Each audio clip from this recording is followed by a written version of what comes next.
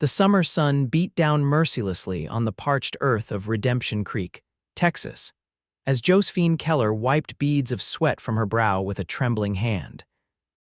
Her fingers traced the worn leather binding of her mother's Bible, the only possession she had managed to salvage from the fire that had claimed both her parents and their modest homestead just 3 weeks prior. The year was 1876, and at 22, Josephine found herself utterly alone in a world that seemed determined to break her spirit. The wooden porch of the boarding house creaked beneath her rocking chair as she flipped through the Bible's delicate pages, desperately searching for solace in the familiar verses.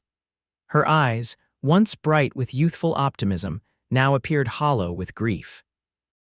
The town doctor had offered her temporary lodging at the widow Johnson's boarding house, but Josephine knew charity wouldn't last forever in a frontier town struggling through the worst drought in a decade.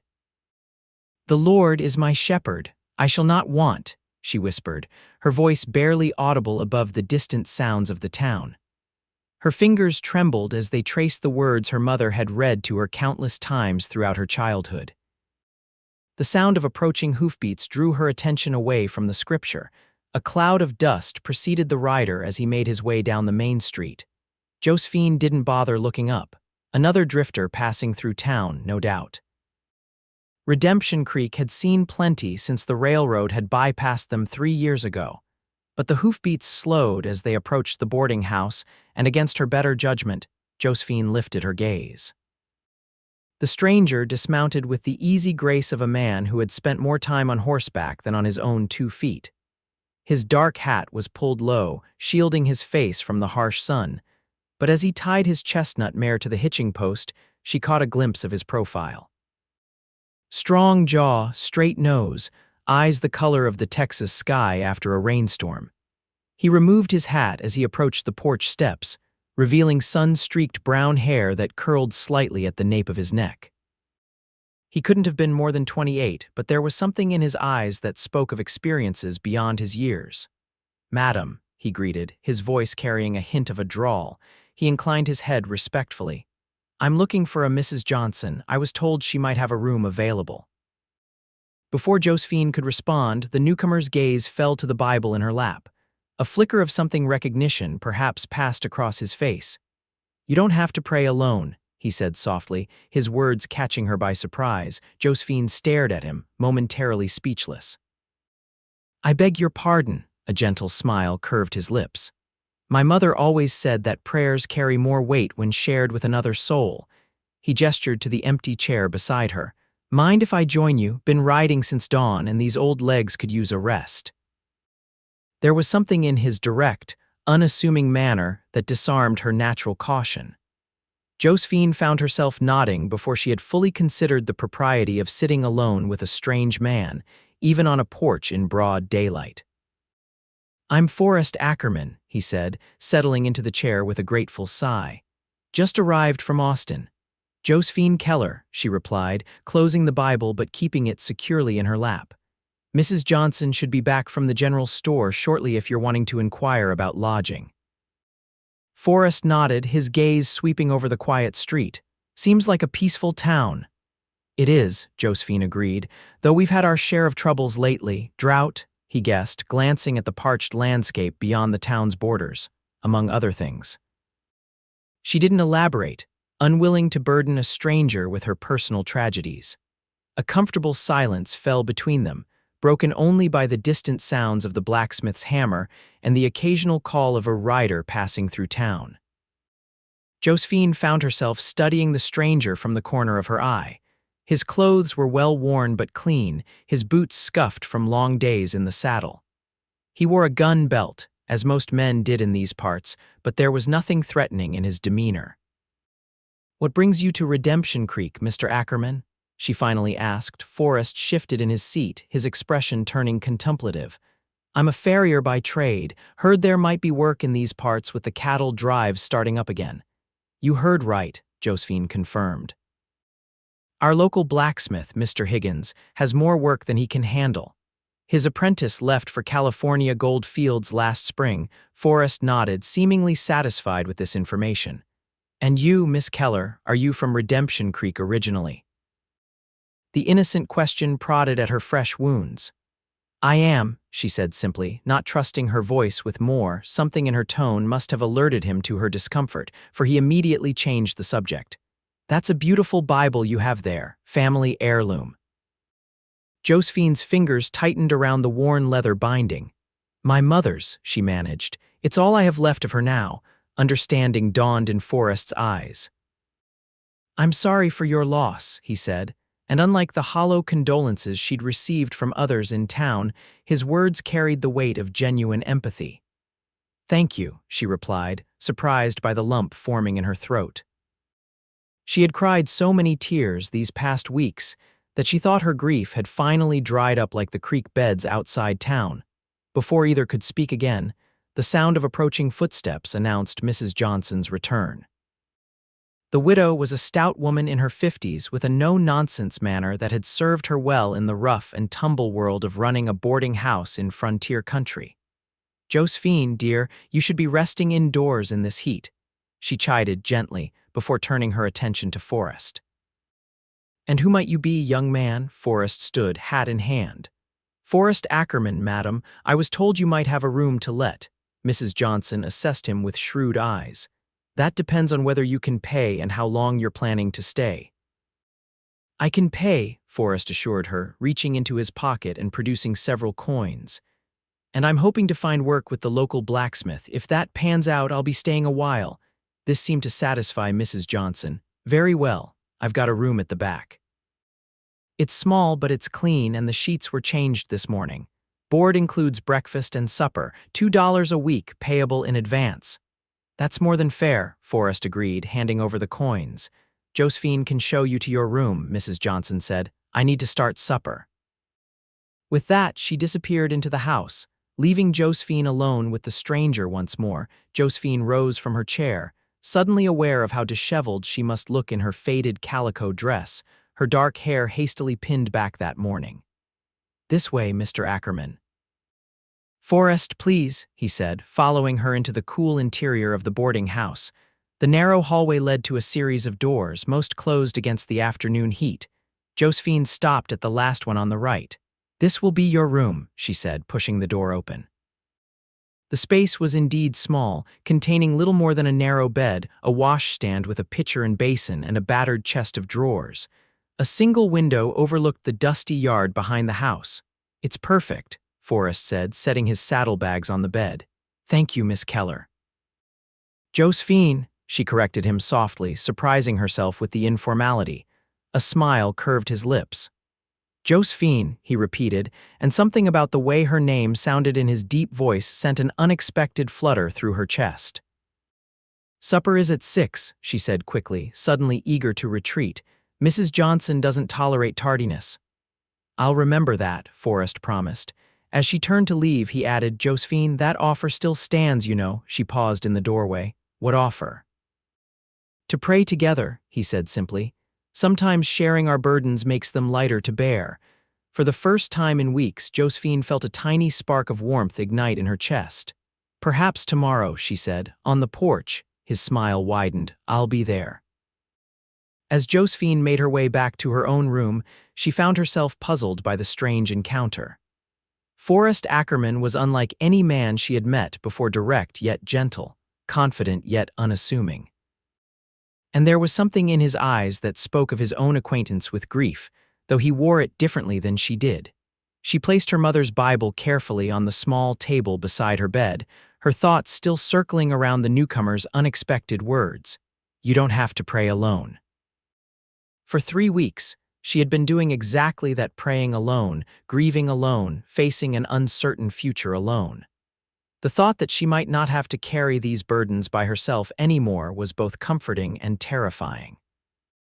That evening at supper, Josephine found herself seated across from Forrest at Mrs. Johnson's well-scrubbed table. The other boarders an elderly schoolteacher named Miss Abigail Porter and a quiet clerk from the land office called Mr. Simmons regarded the newcomer with polite curiosity. "So, Mr. Ackerman," Mrs. Johnson began as she passed a platter of cornbread, "you said you're a farrier." "Yes, madam," Forrest confirmed. "Learned the trade from my father and honed my skills in the army." "You served?" Mr. Simmons asked, suddenly interested. Forrest nodded. 5 years with the cavalry, mustered out in 71. Which campaigns? Mr. Simmons pressed. A shadow passed over Forrest's face. Mostly patrolling the frontier, nothing worth mentioning. His tone discouraged further questions on the subject, and the conversation shifted to more mundane matters: the drought, the cattle prices, the town's hopes for the autumn harvest if the rains finally came. Throughout the meal, Josephine found her gaze repeatedly drawn to Forrest. He ate with the measured pace of a man accustomed to making do with what was available, savoring each bite without rushing. When he spoke, he did so thoughtfully, as if weighing his words before giving them voice. And when their eyes occasionally met across the table, he offered a small smile that seemed meant for her alone. After supper, while Mrs. Johnson and Miss Porter cleared the dishes, Josephine excused herself to the porch. The evening air had cooled considerably, bringing welcome relief from the day's heat. She settled into her usual chair, not reaching for her Bible this time, but simply gazing at the horizon where the setting sun painted the sky in shades of gold and crimson. The screen door creaked behind her, and she knew without turning that it was Forrest. He took the chair beside her without speaking, content to share the silence as they watched day give way to dusk. "It's beautiful," he finally said, gesturing toward the sunset. "Always thought God shows off a bit at the end of the day, like he's reminding us that no matter how hard things get, there's still beauty in the world." Josephine considered this. "My father used to say something similar. He called sunsets God's promise that tomorrow's another chance." Forrest glanced at her. "Sounds like a wise man." "He was," she agreed, the words catching slightly in her throat. "He and my mother both." "How long has it been?" Forrest asked gently. 3 weeks, Josephine admitted. "There was a fire. I was in town delivering eggs to the general store when it happened, by the time anyone noticed the smoke." She trailed off, unable to continue. Forrest didn't offer empty platitudes or awkward condolences. Instead, he simply nodded, his understanding evident in his silence. After a moment, he said, "I lost my parents too. Not at once like you did my mother to consumption when I was 15, my father to a heart seizure 5 years later. But I remember that feeling of being completely untethered, like a boat that slipped its moorings." His description so perfectly captured her current state that Josephine felt tears welling in her eyes. "Yes," she whispered. "Exactly like that. It doesn't go away," Forrest continued, his gaze still fixed on the horizon, "but it changes. Becomes something you carry rather than something that drags you under." A single tear escaped, trailing down Josephine's cheek. She brushed it away quickly, but not before Forrest noticed. Without a word, he reached into his pocket and produced a clean handkerchief, offering it to her without fanfare. "Thank you," she murmured, dabbing at her eyes. "I'm sorry, I thought I was finished with crying."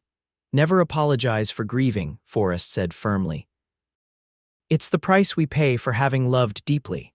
They sat in companionable silence until the last sliver of sun disappeared below the horizon and the first stars began to appear in the deepening blue of the sky. "I should turn in," Josephine said finally. "Mrs. Johnson has asked me to help with breakfast preparations in the morning." Forrest nodded, rising when she did. "I need to be up early myself. Thought I'd head over to see Mr. Higgins about that apprenticeship before the day gets too warm." They paused at the door, suddenly awkward in the intimacy of the moment they had shared. "Good night, Josephine," Forrest said softly. "Good night," she replied. "And thank you." He tilted his head questioningly. "For what?" "For reminding me I don't have to pray alone." A slow smile spread across his face, transforming his features and making something flutter in Josephine's chest once more. "Tomorrow then, same time, same porch." Despite everything, Josephine found herself returning his smile. "I'll be here." As she lay in bed that night, listening to the familiar creaks and settling sounds of the old house, Josephine realized that for the first time since the fire, she was looking forward to tomorrow. The next morning, Josephine rose before dawn, her body moving through the familiar motions of dressing and arranging her hair while her mind lingered on the previous evening's conversation with Forrest. There was something about the quiet cowboy that put her at ease, something in his steady presence that calmed the storm of grief that had been raging inside her for weeks. In the kitchen, Mrs. Johnson was already at work, stoking the fire in the cookstove and measuring coffee grounds into the large enamel pot. "Morning, dear," the older woman greeted. "You're looking a bit better today, got some color back in those cheeks."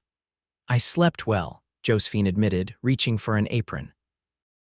"What can I do to help?" "Start on the biscuits, if you would.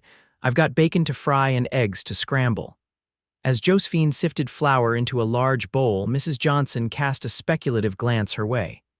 "That new boarder seems like a decent sort, polite, well-spoken for a working man."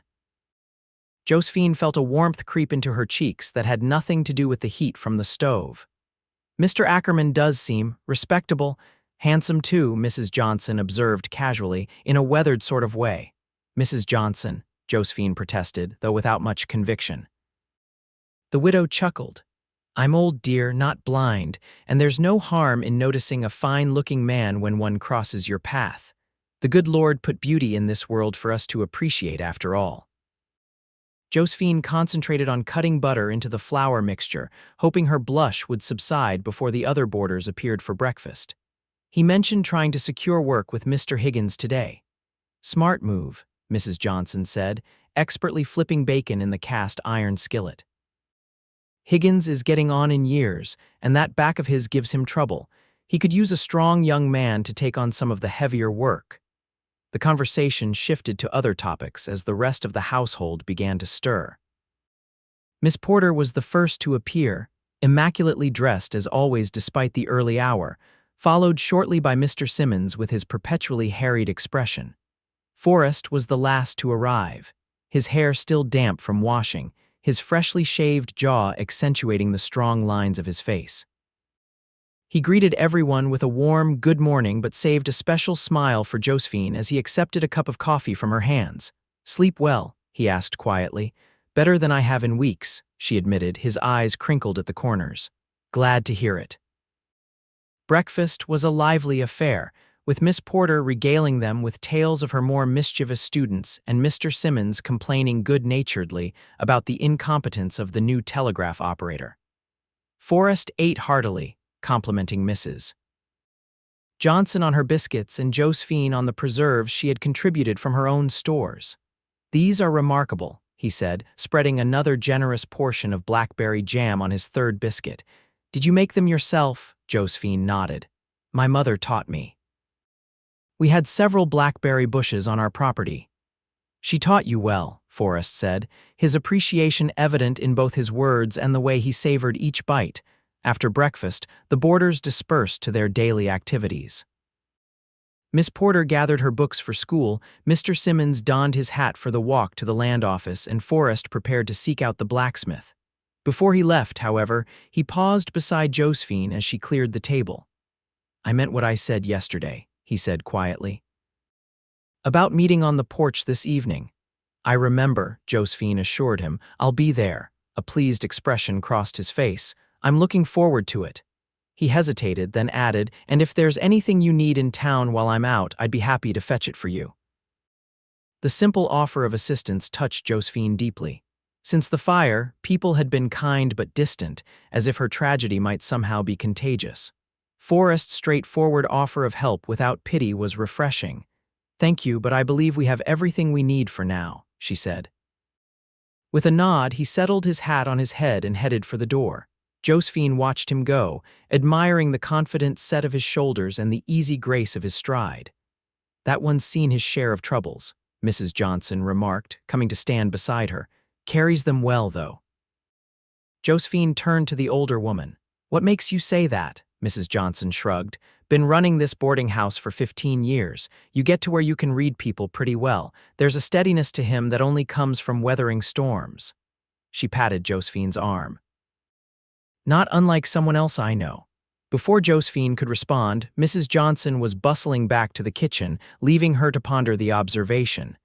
The day passed slowly, filled with the domestic tasks that had become Josephine's anchor in the week since the fire. She helped Mrs.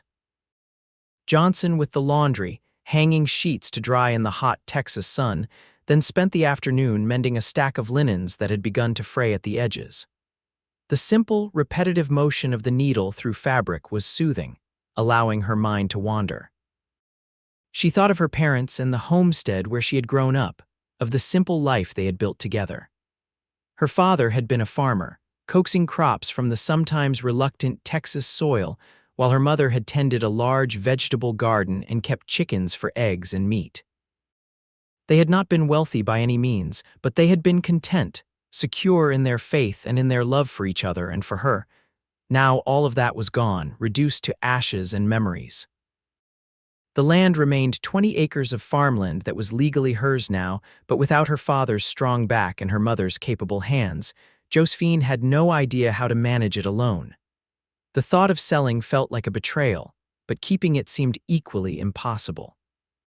It was this dilemma that had driven her to the porch with her mother's Bible these past weeks, seeking guidance from the only source of wisdom she had left.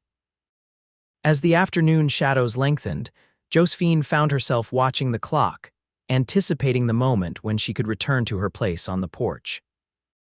She told herself it was merely the prospect of fresh air after a day spent indoors, but the flutter in her stomach when she heard Forrest's voice in the hallway suggested otherwise.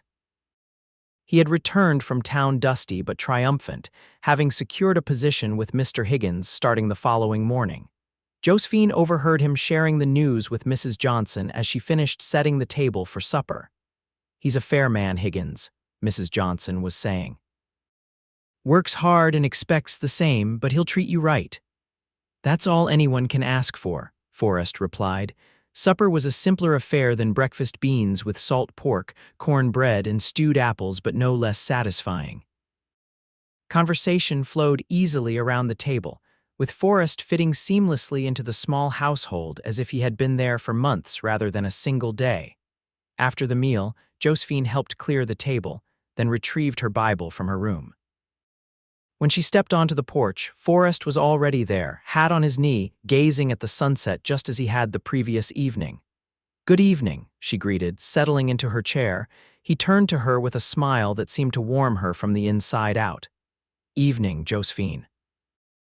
I was just admiring another of God's masterpieces." She followed his gaze to where the setting sun had painted the sky in brilliant shades of orange and pink. "It is beautiful," she agreed. For a few moments, they sat in companionable silence, watching as the colors deepened and then gradually faded. When the first stars began to appear, Josephine opened her Bible, finding comfort in the familiar weight of it in her lap. "What passage brings you the most comfort?" Forrest asked, his voice gentle in the gathering dusk. Josephine considered the question carefully. "The 23rd Psalm has always been special to me," she admitted. "My mother would recite it to me when I was frightened as a child." Her fingers found the page without conscious thought, the leather binding naturally falling open to the well-read passage. "Would you read it?" Forrest asked.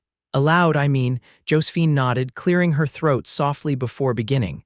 "The Lord is my shepherd, I shall not want. He maketh me to lie down in green pastures. He leadeth me beside the still waters. He restoreth my soul." As the familiar words flowed from her lips, Josephine felt a sense of peace settle over her that had been absent for weeks. There was something profoundly comforting about sharing these verses with someone else, about not bearing her grief alone in the fading light. When she finished, she looked up to find Forrest watching her with an expression of quiet admiration. "You have a beautiful reading voice," he said softly. Josephine felt her cheeks warm at the compliment. "Thank you.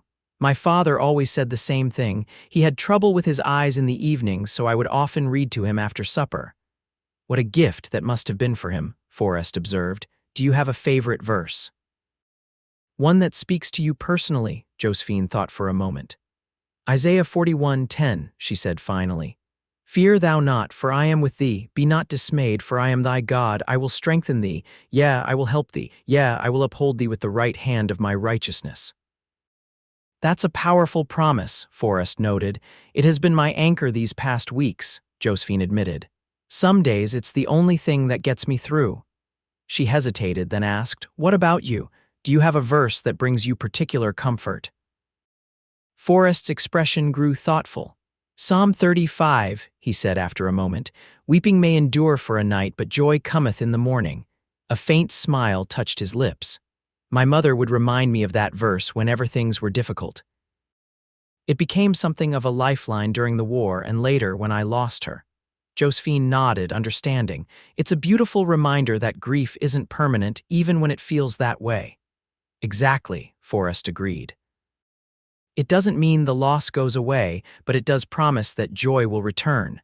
Sometimes we just have to wait for the morning. As they continued talking, sharing favorite passages and the stories behind them, Josephine felt something inside her begin to loosen, a tightness in her chest that had been present since the fire, gradually easing with each word exchanged. The evening air grew cooler and Josephine suppressed a shiver. Forrest noticed immediately. "You're cold," he said. "We should go inside." "Just a few minutes more," Josephine pleaded, reluctant to end their conversation. "It's so peaceful out here." Forrest hesitated, then shrugged out of his jacket and draped it gently around her shoulders. The wool was warm from his body, carrying the scent of leather, hay, and something distinctly masculine that Josephine found inexplicably comforting. "Thank you," she murmured, drawing the jacket closer around her. "My pleasure," he replied, his voice low in the darkness. They sat for a while longer, their conversation turning to lighter topics: favorite foods, childhood memories, books they had enjoyed. Josephine found herself laughing at Forrest's tale of trying to ride his father's ornery mule as a boy and ending up in a mud puddle for his troubles. "I've never seen my father laugh so hard," Forrest recalled, chuckling at the memory. "He laughed until he cried, then helped me up and showed me how to approach the mule properly. Said the most valuable lessons often come with the most mud." "He sounds like a wise man," Josephine said, smiling. "He was," Forrest agreed. "Taught me everything important: how to work hard, how to respect others, how to shoe a horse without getting kicked." His expression grew wistful. "I miss him every day." "Does it ever get easier?" Josephine asked softly, the question that had been weighing on her heart finally finding voice. Forrest considered this carefully before answering. "It changes," he said finally. "The sharp edge of the pain dulls with time. You'll always miss them, always wish they were here for important moments, but eventually you'll be able to remember the good times without being overwhelmed by grief. And one day you'll realize you've gone a whole day without crying, and then a week, and then a month." His honest assessment, neither sugar-coated nor bleak, offered Josephine more comfort than all the platitudes she had heard since the fire. "Thank you," she said simply. "For what?" he asked. "For not telling me that everything happens for a reason, or that they're in a better place, or any of the other things people say when they don't know what to say." A rueful smile curved Forrest's lips. "I've heard all those myself, never found them particularly helpful." The night had fully descended now, the stars brilliant in the clear Texas sky. From somewhere in the distance came the lonesome howl of a coyote, answered moments later by another. "We should go in," Josephine said reluctantly, closing her Bible. "It's getting late." Forrest nodded, rising from his chair and offering his hand to help her up. The simple courtesy, so naturally extended, touched Josephine deeply. Her father had been such a man, unfailingly considerate in small ways that spoke volumes about his character. She accepted Forrest's hand, noting the calluses that spoke of years of hard work, the gentle strength in his grip as he helped her to her feet. For a brief moment, they stood close enough that she could feel the warmth radiating from him, could see the flecks of gold in his blue eyes by the light spilling from the house windows. "Thank you for sharing this evening with me," Forrest said, his voice pitched low for her ears alone. "Thank you for reminding me I don't have to pray alone," Josephine replied, echoing her words from the night before. His smile deepened. "Same time tomorrow, I'll be here," she promised. As she lay in bed that night, Josephine found herself thinking about Forrest, the thoughtful way he spoke, the genuine interest he showed in her thoughts and feelings, the quiet strength that seemed to anchor him. For the first time since the fire, her last thoughts before sleep claimed her were not of what she had lost, but of what tomorrow might bring. The next week followed a similar pattern. During the day, Josephine helped Mrs. Johnson with the running of the boarding house, gradually taking on more responsibilities as her spirits improved. Forrest spent his days at the blacksmith shop, returning each evening with tales of the town's happenings and the satisfaction of honest work well done. And every evening, without fail, they met on the porch to share the sunset, their Bibles, and increasingly their hearts. What had begun as a simple offer of companionship in prayer had evolved into something deeper, a friendship based on mutual respect, shared faith, and the gradual unveiling of their true selves to one another. Josephine learned that Forrest had grown up on a small ranch outside of Austin, the middle child between two sisters. He had joined the Union Army at 18, serving primarily in Texas and the surrounding territories. Though he rarely spoke of his war experiences, she gathered that they had left their mark on him, as such things inevitably did. After his discharge, he had worked various jobs: ranch hand, farrier, occasional cattle drive, before the death of his father had called him back to Austin to settle affairs and support his youngest sister until her marriage. Now, at 28, he was seeking a place to put down roots of his own. In turn, Josephine shared stories of her childhood in Redemption Creek, of her parents' deep love for each other and for her, of her dreams before the fire had reduced them all to ashes. She spoke of her uncertainty about the future, her fear of making the wrong decisions about the farm, her guilt at the thought of selling land that had been in her father's family for 2 generations. What would you want to do if the farm wasn't a consideration? Forrest asked one evening as they sat in their usual spots. If you could choose any path, Josephine considered the question seriously. I've always loved teaching children, she admitted. Before my mother fell ill last winter, I helped at the school twice a week. Miss Porter said I had a natural gift for it. I can see that, Forrest said thoughtfully. You have a way of explaining things that makes them clear without being condescending. His observation, so specific and genuine, warmed Josephine from within.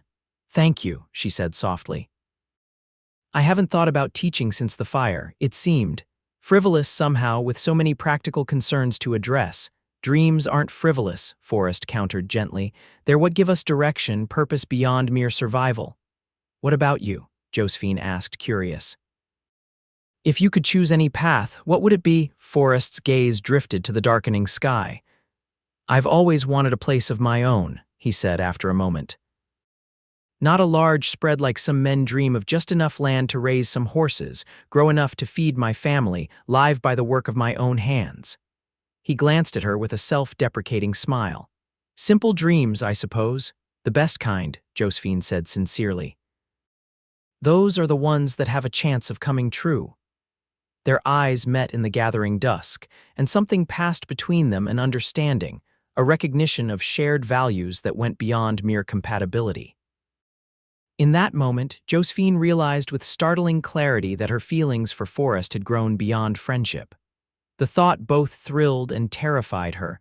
The realization must have shown on her face, for Forrest's expression softened. What is it? He asked. Nothing, she said quickly, her cheeks warming. Just grateful for your friendship these past days. It's been a lifeline. Forrest studied her face for a moment longer, as if searching for something in her expression. Whatever he saw seemed to satisfy him, for he nodded and changed the subject to safer ground. But later that night, as Josephine prepared for bed, she found herself examining her feelings more closely. Was it merely gratitude she felt for Forrest? The relief of finding someone who understood her grief without being consumed by it themselves? Or was it something more, something that made her heart beat faster when he smiled at her, that caused her to anticipate their evening conversations with an eagerness that brightened her entire day? She thought of her parents and the love they had shared, a deep, abiding partnership built on mutual respect, shared faith, and unwavering commitment. They had faced hardships together, from drought to illness, always emerging stronger for having weathered the storms as one. Was it possible to find such a love herself? And if so, could Forrest Ackerman be the man with whom she might build such a life? The questions followed her into sleep, where her dreams were filled with images of a small farm, horses grazing in green pastures, and a tall figure with kind blue eyes standing beside her as they watched the sunset together. The next day dawned bright and clear, promising another scorching Texas summer day. Josephine rose early, her mind still turning over the revelations of the previous night. As she helped Mrs. Johnson prepare breakfast, she found herself watching the door for Forrest's appearance with an anticipation that was difficult to disguise. When he finally entered, their eyes met across the room, and the warm smile he gave her sent a flutter through her chest that confirmed her suspicions. This was more than friendship, at least on her part. Throughout breakfast, Josephine was acutely aware of his presence, of the deep timbre of his voice as he discussed the weather with Mr. Simmons, of the way the morning light caught the gold in his brown hair. Once, when he passed her the platter of biscuits, their fingers brushed, and the brief contact sent a jolt of awareness through her that left her momentarily speechless. After breakfast, as Forrest prepared to leave for the blacksmith shop, he paused beside her at the sink where she was washing dishes. "I might be a bit later than usual this evening," he said, his voice pitched low for her ears alone. "Higgins has a special order that needs finishing today, a set of elaborate hinges for the new church doors." "I understand," Josephine said, trying to hide her disappointment. "Will you still—" She couldn't quite bring herself to finish the question. "Wild horses couldn't keep me from our porch appointment," Forrest assured her, his eyes crinkling at the corners. "I just didn't want you to worry if I'm not back at the usual time." The casual way he referred to their evening ritual as our porch appointment sent a warm glow through Josephine. "I'll wait for you," she promised. His smile deepened, and for a moment she thought he might say something more. Instead, he simply nodded, settled his hat on his head, and headed for the door. The day seemed to crawl by at an unusually sluggish pace. Josephine went about her tasks mechanically, her mind repeatedly wandering to thoughts of Forrest and their growing connection. By mid-afternoon, she had pricked her finger twice while mending and added salt instead of sugar to a batch of apple preserves, earning a concerned look from Mrs. Johnson. "Are you feeling unwell, dear?" the older woman asked, pressing a hand to Josephine's forehead. "You seem a bit distracted today." "I'm fine," Josephine assured her, though her cheeks warmed under the scrutiny. "Just thinking about some things, Mrs. Johnson's shrewd eyes studied her for a moment before a knowing smile curved her lips. "Would those things happen to involve a certain tall farrier with blue eyes?" Josephine's blush deepened, confirming Mrs. Johnson's suspicions without words. The widow patted her hand. "He's a good man, Josephine. I've seen enough of both the good and the bad in my time to recognize the difference, and the way he looks at you." She trailed off, her expression softening with memory. "My Henry used to look at me that way, like I hung the moon and stars just for him. He does." Josephine asked, unable to hide her surprise and hope. "Indeed he does," Mrs. Johnson confirmed. "And unless I'm much mistaken, you've been looking at him the same way." She squeezed Josephine's hand gently. "Life is short and often hard, my dear. When happiness presents itself, it's wise to embrace it with both hands." With that simple advice, Mrs. Johnson returned to her cooking, leaving Josephine to ponder her words. As promised, Forrest returned later than usual that evening. The sun had already set, the sky fading from deep orange to dusky purple, when Josephine heard the familiar sound of his footsteps on the porch steps. She had been sitting alone for nearly an hour, her Bible open but unread in her lap, her thoughts too scattered for proper study. "I'm sorry to be so late," Forrest said as he settled into his chair beside her. He looked tired, his face smudged with soot, his shirt sleeves rolled up to reveal forearms corded with muscle and darkened by the forge's heat. "No need to apologize," Josephine assured him. "Did you finish the hinges?" Forrest nodded, a satisfied expression crossing his face. "They turned out well. Higgins was pleased, said my work was better than his apprentices had been, even after a year of training." The pride in his voice was unmistakable but tempered with humility. "It's good to work with my hands again, to see something take shape from raw metal." "I'm glad," Josephine said sincerely. "You seem at peace when you talk about your work." "I am," Forrest agreed. "There's something deeply satisfying about it. Each piece is a puzzle to be solved, a challenge to be met." He flexed his hands, studying the calluses and small burns that were the badges of his trade. "My father used to say that working iron teaches patience and humility. The metal has its own will, its own time." You can guide it, shape it, but you can't rush it. That sounds like a lesson that applies to many things in life, Josephine observed. Forrest's gaze met hers, warm and direct in the fading light. Indeed it does, he agreed softly. Something in his tone made Josephine's heart beat faster. There was an undercurrent to their conversation tonight, a tension that hadn't been present before, or perhaps it had, and she was only now aware enough to recognize it. They sat in companionable silence for a time, listening to the night sounds of the small-town distant piano music from the saloon at the far end of Main Street, the occasional whinny of a horse, the soft murmur of voices as neighbors visited on front porches up and down the street. "I spoke with Reverend Davis today," Forrest said eventually, breaking the quiet, "about the church land adjacent to your family's property." Josephine turned to him in surprise. "You did? Why?" Forrest shifted in his chair, suddenly seeming uncomfortable. "I hope I haven't overstepped," he said. "It's just, you mentioned your concerns about managing the farm alone, and I thought I might offer a solution." Curiosity piqued. Josephine waited for him to continue. Forrest took a deep breath. "The church owns 10 acres that border your land to the north. It was donated years ago with the intention of building a new church when the congregation outgrew the current building. But Reverend Davis says they've decided to rebuild on the existing site in town instead, which means the land is sitting unused." "I didn't know that," Josephine said, wondering where this was leading. "The Reverend mentioned they're considering selling it," Forrest continued, his words coming more quickly now. "And it struck me that perhaps we might consider purchasing it together." Josephine stared at him, momentarily speechless. "Together," she finally managed. Forrest met her gaze steadily, though she could see the uncertainty in his eyes. "Yes, together, if you were amenable to such an arrangement." "What sort of arrangement did you have in mind?" Josephine asked, her heart hammering in her chest. Forrest took another deep breath, as if steeling himself. "Marriage, Josephine. I'm proposing a marriage." The directness of his statement took her breath away. "Forrest, we've known each other barely a week," she said, though even as the words left her lips, she realized they felt hollow. Time seemed an inadequate measure for the depth of connection they had forged in those evening conversations. "I know," he acknowledged. "And if you need more time, I understand. But I also know my own heart, Josephine. I've never met anyone like you, someone with your strength, your faith, your gentle spirit.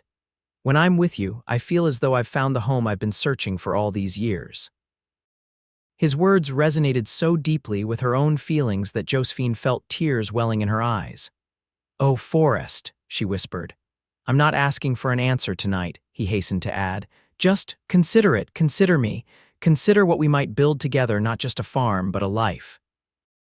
A family, God willing." The sincerity in his voice, the earnest hope in his eyes, touched Josephine profoundly. This was no impulse on his part, she realized. Despite the brevity of their acquaintance, Forrest had clearly given this serious thought. "My father would say this is madness," she said softly. "He always counseled careful consideration in important matters." "And what would your mother say?" Forrest asked gently. Josephine considered this, remembering her mother's romantic spirit, her belief in God's guiding hand. "She would say that when God brings the right person into your life, your heart recognizes them, even if your head needs time to catch up." A slow smile spread across Forrest's face. "Your mother sounds like a wise woman." "She was," Josephine agreed, her own lips curving in response. They sat in silence for a moment, the magnitude of what had just transpired settling around them like evening dew. "I should give you time to think," Forrest said finally, rising from his chair. "It's a lot to consider." Josephine stood as well, suddenly reluctant for him to leave. "Forrest," she said, reaching out impulsively to touch his arm. "I don't need time to know that I care for you deeply. That much is clear to me already. But marriage it's a lifelong commitment. I want to be certain for both our sakes." Forrest covered her hand with his own, his touch warm and reassuring. "Take all the time you need, Josephine. I'm not going anywhere." Their eyes held for a long moment, and Josephine felt something shift between them, a deepening of the connection they had been building over these past days, a recognition of possibilities yet to be explored. "Good night, Josephine," Forrest said softly. "Good night," she replied, her voice barely above a whisper. As she watched him disappear into the house, Josephine's mind was a whirl with thoughts and emotions. Marriage to Forrest Ackerman. A life built together from the ashes of her past and the wanderings of his. It was simultaneously terrifying and exhilarating to contemplate. She remained on the porch for a long time after Forrest had gone, her Bible forgotten in her lap as she gazed up at the star-filled Texas sky, seeking guidance from the same heavens that had watched over generations of souls wrestling with matters of the heart. Sleep proved elusive that night. Josephine tossed and turned, her mind replaying Forrest's words, imagining the life they might build together if she accepted his proposal. By the time dawn painted the eastern sky with pale light, she had reached no firm conclusion, only a deeper awareness of the complexity of her own feelings. Breakfast the following morning was an exercise in careful politeness. Forrest was quieter than usual, his manner respectful but slightly reserved, as if determined to give her the space she needed to consider his offer. Josephine appreciated his restraint, even as she found herself missing the easy camaraderie they had established. After breakfast, as the boarders prepared to leave for their daily activities, Josephine surprised herself by approaching Forrest before he could depart. "Would you be able to meet me at the church this afternoon?" she asked quietly. "During your midday break, perhaps. I'd like to see the land you mentioned." A flicker of hope crossed Forrest's face. "Of course," he agreed readily. "Higgins always gives me an hour at noon." "I could meet you at the church at 12. "I'll be there," Josephine promised. The morning crawled by with excruciating slowness. Josephine went through the motions of her usual tasks, but her mind was elsewhere, picturing the land beside her family's farm, imagining what it might be like to build a new life there with Forrest. At 11:30, she excused herself from the boarding house, telling Mrs. Johnson she was going to visit her parents' graves at the church cemetery. It wasn't entirely a fabrication. She did intend to stop there first, seeking some connection to the people who had guided her throughout her life. The small white church stood on the edge of town, its modest steeple reaching toward heaven like a finger pointing the way. The cemetery behind it held generations of Redemption Creek's faithful, including now her own parents. Their graves were still fresh, the earth only recently settled, a single wooden cross marking each until proper headstones could be arranged. Josephine knelt between them, placing a hand on each mound of earth. "I wish you were here," she whispered. "I wish I could ask your advice, hear your wisdom." Tears pricked at her eyes. "I think you would like him, both of you. He's kind and honest and strong in his faith. He makes me feel safe, valued, seen." The breeze rustled the leaves of the old oak tree that shaded this corner of the cemetery, and Josephine allowed herself to imagine that it was her parents' response, their blessing on her contemplated future. After a few moments of silent communion, she rose and brushed the dirt from her skirt. The church was empty when she entered, the interior cool and dim after the brightness of the Texas noon. Josephine took a seat in a pew near the front, her hands folded in her lap as she waited for Forrest. She didn't have to wait long. Within minutes, she heard the church door open and close, followed by the sound of footsteps on the wooden floor. She turned to see Forrest approaching, hat in hand, his expression a mixture of hope and uncertainty. "Thank you for meeting me," Josephine said as he slid into the pew beside her. "Thank you for asking," he replied simply. "Did you want to see the land right away or—" "In a moment," Josephine said. "First, I wanted to talk, here in God's house where it feels right to discuss such important matters." Forrest nodded, his expression becoming serious. "I'm listening." Josephine took a deep breath, organizing her thoughts. "When my parents died, I felt as though my entire world had ended. Everything I knew, everything I thought my future would hold was suddenly gone. These past weeks I've been existing, not living, just trying to make it through each day." Forrest remained silent, his eyes fixed on her face with unwavering attention. "And then you arrived," Josephine continued, her voice softening. "With your simple offer of companionship in prayer. You don't have to pray alone, you said. Such a small thing, and yet." It was exactly what I needed to hear, to be reminded that even in our darkest moments, we're not truly alone. A gentle smile touched Forrest's lips. "I'm glad those words brought you comfort." "They did more than that," Josephine admitted. They opened a door that grief had closed. They reminded me that life continues, that new connections can be formed even after terrible loss. She met his gaze directly. What I'm trying to say, Forrest, is that in just these few days, you've helped me find my way back to living, not just existing. And for that alone, I would be eternally grateful. There's no need for gratitude, Forrest said softly. The comfort has been mutual, Josephine. Your strength in the face of such loss, your unwavering faith despite your grief, they've been an inspiration to me. Josephine smiled at his words, feeling a warmth spread through her chest. Last night when you proposed this arrangement, I was taken aback, not because the idea was unwelcome, but because it seemed so sudden. And yet, as I've reflected on it, I've realized that some connections don't require years to form. Sometimes they happen in an instant, like a bolt of lightning illuminating the path ahead. Hope began to dawn in Forrest's eyes, but he remained silent, allowing her to finish. I still have questions, Josephine continued. Practical ones about how we would manage, what our lives might look like, but the most important question whether I could envision a future with you as my husband, that one has an answer already. She reached out, taking his hand in hers. Yes, Forrest, I can envision it clearly, and it brings me joy to contemplate. Forrest's fingers tightened around hers, his expression transforming with wonder and delight. Josephine, he breathed, her name a prayer on his lips. Are you saying? I'm saying I want to see this land, she replied with a small smile, and if it's suitable, I would be honored to build a life there with you. For a moment, Forrest seemed unable to speak, overcome with emotion. Then, with a gentle reverence that brought tears to Josephine's eyes, he raised her hand to his lips and pressed a kiss to her knuckles. You have made me the happiest of men, he said simply. They left the church hand in hand, walking the short distance to the northern boundary of Josephine's family land. The church property adjoined it seamlessly 10 acres of gently rolling terrain with a small creek running through the western edge. A grove of oak trees provided natural shade for what could be an ideal home site, and the soil, though currently uncultivated, appeared rich and fertile. As they walked the boundaries, discussing possibilities where a house might be built, which areas would be best for crops, where horses could graze, Josephine felt a growing sense of rightness about their decision.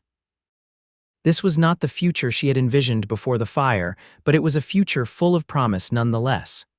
It's perfect, she said finally, turning to Forrest as they stood beneath the spreading branches of the largest oak tree. I can see it all, our home, our farm, our life together. Forrest's expression was one of pure joy as he drew her into his arms for the first time. So can I, he murmured, so can I. Their first kiss, shared in the dappled shade of what would become their homestead, was gentle and sweet, a promise of devotion, a sealing of their agreement to face life's challenges and joys together. When they finally parted, Forrest kept her close, his forehead resting against hers. We should speak to Reverend Davis, he said, and I suppose we'll need to start making plans for a wedding. Josephine nodded, her heart full to bursting. Mrs. Johnson will be pleased, she said with a small laugh. I think she's been hoping for this outcome since your first day at the boarding house. Sharp woman, Mrs. Johnson, Forrest replied, his eyes crinkling with amusement. Saw what was in my heart before I fully recognized it myself. As they made their way back toward town, plans and dreams flowing between them as naturally as the creek through their future property, Josephine felt a profound sense of gratitude. The path ahead would not be easy. Building a home and a life from scratch never was, but she would not be walking it alone. That evening they sat together on the porch as usual, but with Josephine's hand firmly clasped in Forrest's. The Bible lay open on her lap, but neither felt the need to read aloud. Their prayers of thanksgiving rose silently to the heavens as they watched the sun set on one chapter of their lives and rise on another. Word of their engagement spread quickly through the small town of Redemption Creek. Mrs. Johnson was indeed delighted by the news, embracing Josephine with tears of joy and telling Forrest that he had better treat her girl like the treasure she was. Miss Porter offered to help with wedding preparations, while Mr. Simmons promised to expedite any paperwork needed for the land purchase. Reverend Davis, when approached about the church property, was more than willing to sell it to the young couple for a fair price.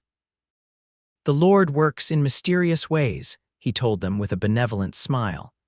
"That land was donated to build a house of God, and now it will be home to a marriage founded in His grace. I can think of no better use for it." The following weeks were a whirlwind of activity. Forrest, having secured his position with Mr. Higgins, worked diligently during the day and spent his evenings with Josephine, planning their future home. They decided on a small but sturdy cabin to start, with room to expand as their family grew. Forrest would use his skills to craft much of what they needed: door hinges, latches, tools for farming, while Josephine began assembling the household items they would require. Their courtship, unconventional as it was in its brevity, deepened with each passing day.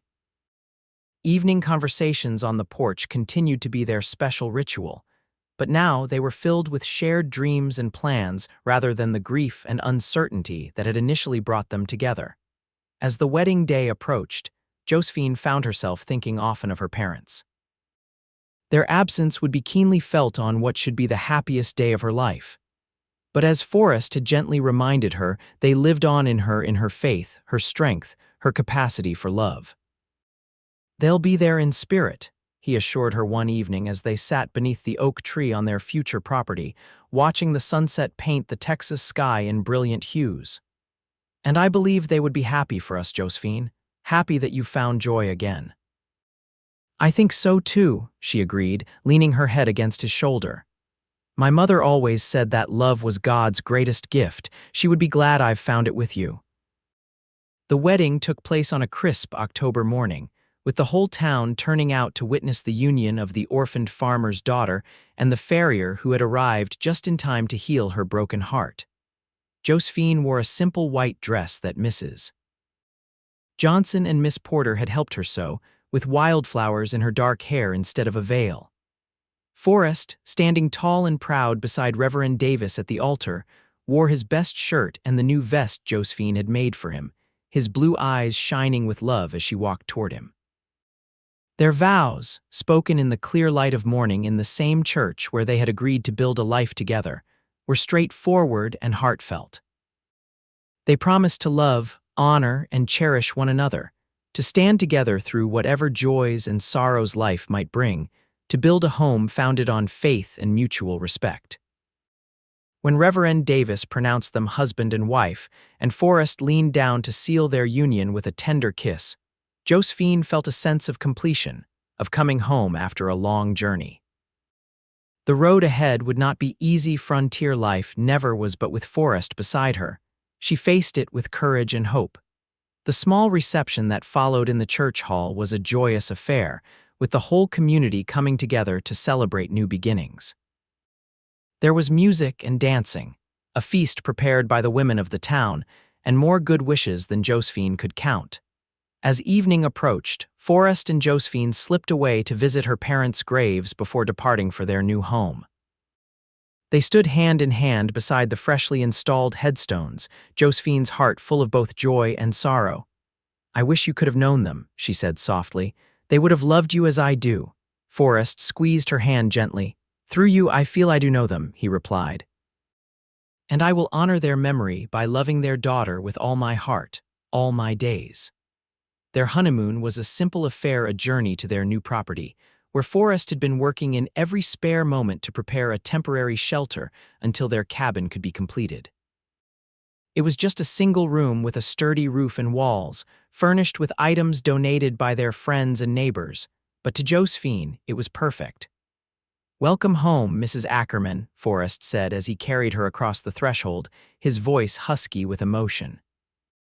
"Home," Josephine repeated, the word filled with new meaning as she gazed into the eyes of the man who had restored her faith in the future. "Yes, this is home now." That night, as they lay together beneath quilts stitched by caring hands, their bodies and souls joined in the ancient dance of love, Josephine knew with certainty that she had found her place in the world once more. The grief for her parents would never fully disappear, but it had been transformed, becoming part of the tapestry of her life rather than its defining thread. The weeks and months that followed were filled with hard work and simple joys as they established their homestead. Forrest continued his work with Mr. Higgins, using his earnings to purchase supplies for their farm. Josephine planted a garden, started a small flock of chickens, and began helping at the school 2 days a week as she had before her parents' deaths. Together, they cleared land for crops, repaired fences, and slowly transformed the rough shelter into a proper cabin. Their evenings retained the ritual that had brought them together, sitting side by side as the sun set, sharing the day's events, reading from the Bible, and praying together. But now, these quiet moments ended with them retiring to their shared bed, where they found comfort and passion in each other's arms. As winter gave way to spring, and the Texas landscape burst into vibrant life once more, Josephine discovered that their family would be expanding sooner than they had planned. The news of her pregnancy, confirmed by the town doctor, brought Forrest to his knees beside her, his face pressed against her still flat stomach as he whispered words of love to their unborn child. "A baby," he said in wonder, looking up at her with eyes bright with unshed tears. "Our baby." "Yes," Josephine agreed, running her fingers through his hair. "A new life, a new beginning." They worked with renewed purpose after that, Forrest adding a second room to their cabin for the nursery, Josephine sewing tiny garments in the evenings as they discussed names and dreams for their child's future. Summer brought heat and the challenge of maintaining their crops through the dry season, but it also brought the joy of feeling their baby's first movements, of watching Josephine's body change as she nurtured the new life within. "You've never been more beautiful," Forrest told her one evening as they sat on the porch of their completed cabin, her head resting on his shoulder, his hand gently cradling the swell of her abdomen. Josephine smiled, covering his hand with her own. "Even with my ankles swollen and my dresses straining at the seams, especially then," Forrest insisted, pressing a kiss to her temple. "You're carrying our child, Josephine. There's nothing more beautiful in this world." As autumn painted the landscape in golds and reds once more, their son made his entrance into the world, a healthy, robust boy with his father's blue eyes, and a lusty cry that announced his arrival to the entire household. They named him Michael Thomas Ackerman, after both their fathers, and when Forrest held him for the first time, the look of pure adoration on his face made Josephine fall in love with her husband all over again. "Thank you," Forrest whispered, cradling their son with reverent care. "For this gift, for our life together, for everything." Josephine reached up to touch his cheek, her heart so full it felt it might overflow. "No, thank you," she replied softly. "For reminding me that I didn't have to pray alone, for showing me that life could be beautiful again even after great loss." Their eyes met in perfect understanding. The journey that had brought them to this moment, from a chance encounter on a boarding house porch to this new life they had created together, seeming both miraculous and inevitable. As they settled into the rhythms of parenthood, their days fuller and their nights shorter but no less sweet, Josephine often thought of that first meeting of the Bible in her lap, and the kind stranger who had offered companionship in her darkest hour. What had begun as a simple act of compassion had blossomed into a love that sustained them through all of life's challenges, a partnership founded on faith, respect, and unwavering commitment. And each evening, no matter how busy their days or how demanding their responsibilities, they maintained their ritual, sitting together on their own porch now, watching the Texas sunset, their son cradled between them, their hearts joined in gratitude for the life they had found together. "I love you, Josephine Ackerman," Forrest would say, his voice filled with the same reverence it had held on their wedding day, more with each passing day. "And I love you," she would reply, the words a promise and a thanksgiving all at once, now and always. As the years passed, their family grew. A daughter joined their son, followed by another boy 2 years later. Their farm prospered, expanding gradually as they were able to purchase additional land. Forrest eventually opened his own blacksmith shop in town, his reputation for quality work bringing customers from miles around. Josephine, fulfilling her early dream, became a full-time teacher once their youngest child was old enough for school.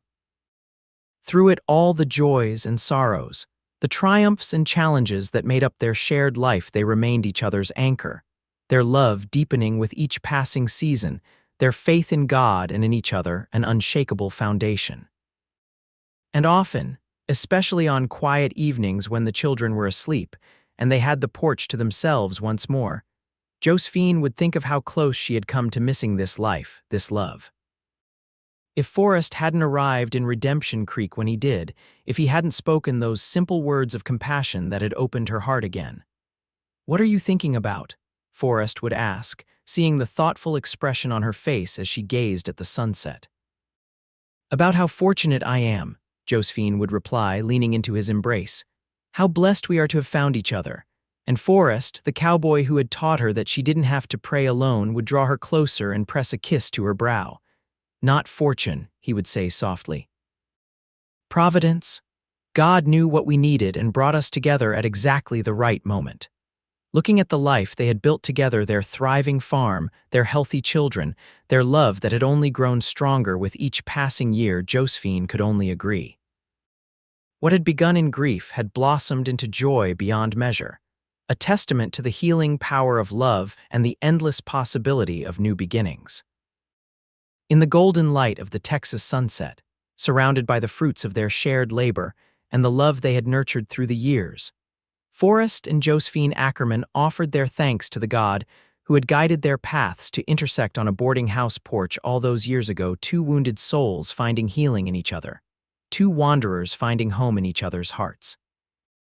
And as darkness fell and stars emerged in the vast Texas sky, they would make their way inside, hand in hand, to the warmth and security of the home they had built together, a sanctuary of love in the wild and sometimes harsh frontier, a testament to the enduring power of faith, hope, and the courage to begin again.